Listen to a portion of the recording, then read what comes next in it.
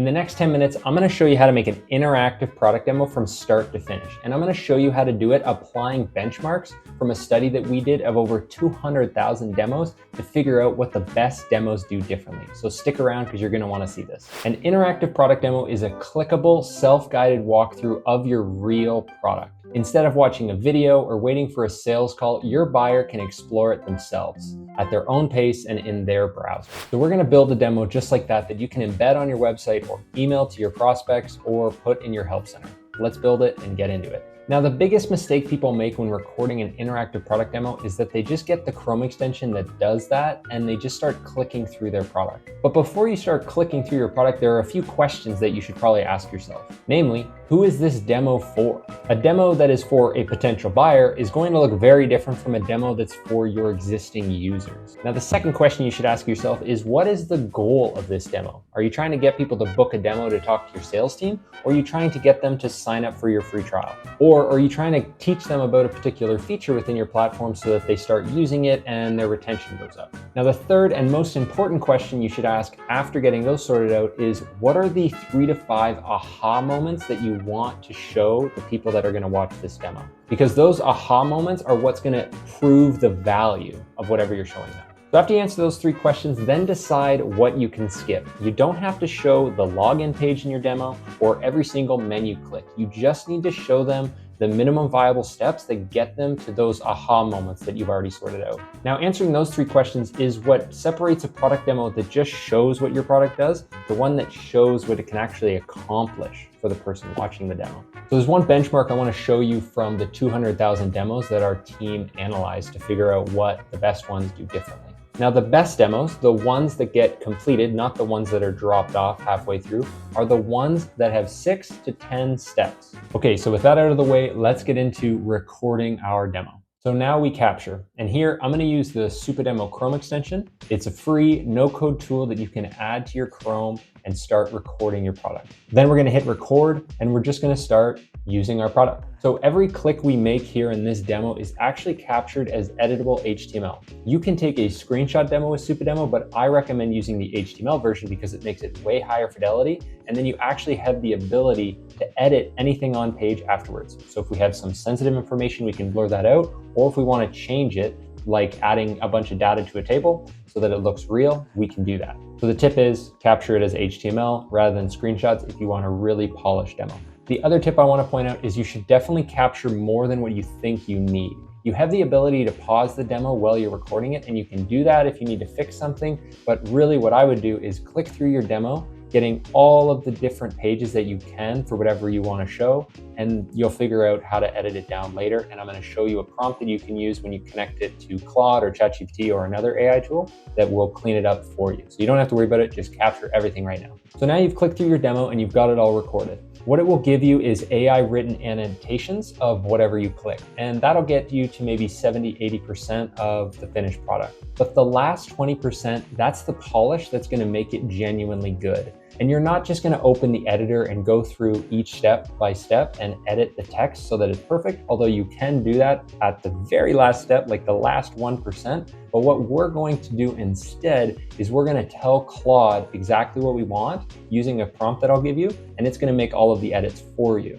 And it's going to make all of the edits for you, applying the best practices from that report our team did on 200,000 demos so that you're aligning yourself with those best practices rather than just asking AI to figure out what good looks like. Now, here's how you can do it. Supademo has an MCP connector, and if you're not familiar with what an MCP is, think of it as a bridge that lets Claude into your demo to make changes on your behalf, and you can give it instructions in natural language, the same way you would with any other AI tool. So the setup is one time, it's only going to take 1 minute, and what we're going to do is in Claude, we're going to open settings, we're going to go to connectors, we're going to then click add custom connector, we'll name it Supademo, and then you're going to paste in this Supademo MCP URL. This is all you really need to add it to your account. You'll click confirm and boom, it's done. Now, grab the link to the demo you just recorded and drop it into Claude and tell it what you want to change. Now here's a prompt that I'll put in the description. Don't worry about reading it on the screen because you can just copy and paste it in the description below. Now Claude will suggest edits and you can review it and make some tweaks if you want to, or you can just approve them and let it start making those changes.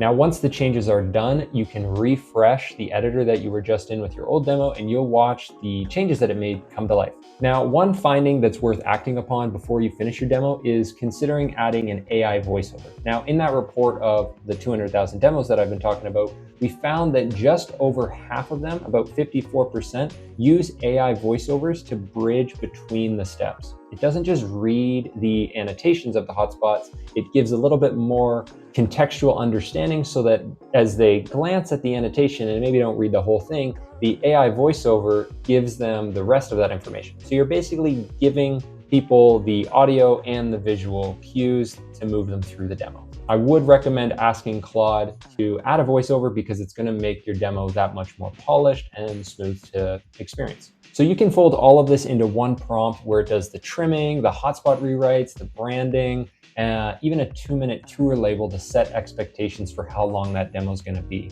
And it'll do this all in a single shot. So paste your demo link, send it, come back in a minute, review it, and see how it's done. Now let's talk about the interactive part of this demo. This is the reason why a product demo is way more effective than a video. You can add chapters at the beginning of your demo so that viewers can jump to whatever they care about. For example, you can add a branching feature so that when a buyer comes to your demo, they can jump to the part that's important to them. But if they're a customer, they can click a button and go to the part that's important to them. In the same demo, you can also personalize it with variables so that when you send a link to a particular person, it has their name or other details that are specific to them, all within a trackable link that you can then review later to see how they interact with the demo. Another thing you can do is drop a video in between the steps of your demo so that as they're clicking through the different steps, they can actually pause on a screen recording where you're doing some kind of voiceover if you want to add that. And lastly, probably the most important part is adding CTAs to your demo. Now, obviously you want to have a CTA chapter at the end, which points them to whatever you want them to do, whether it's booking a demo or starting a trial, but you can also add CTAs at natural breakpoints throughout the demo because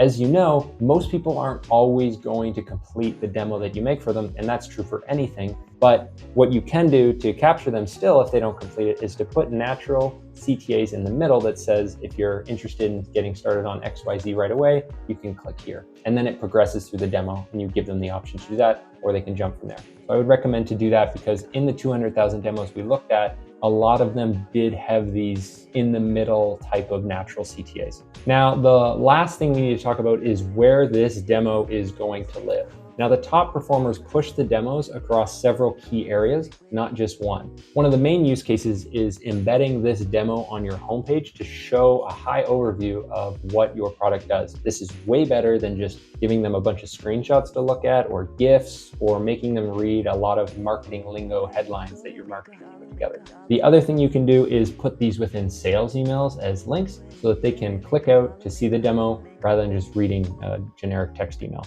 Another thing that customer success and onboarding teams do is put interactive demos of their key features in all of their help docs. This is a great way to get them to self-serve their questions rather than pinging your support team. Now, as you create a lot of these demos, what you can do is package them into a demo hub where people can then access through one link all of your demos and they can self-select the different areas that they want to jump into to learn about. And of course, you can embed that demo hub on your site as well so that they can navigate to it. Lastly, you want to measure these demos so that you can iterate on them.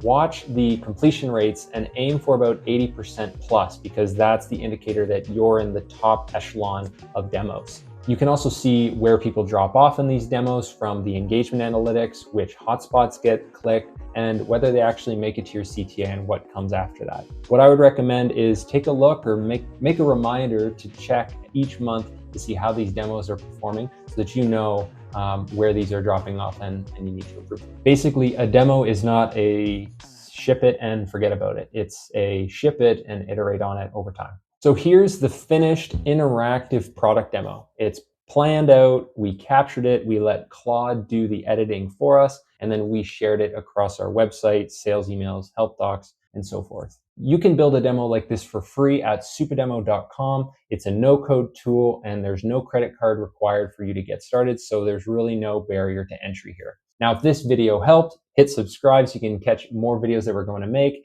And if you're interested in more interactive demo best practices, check the link in our description or the video on your screen to keep learning. See you next time.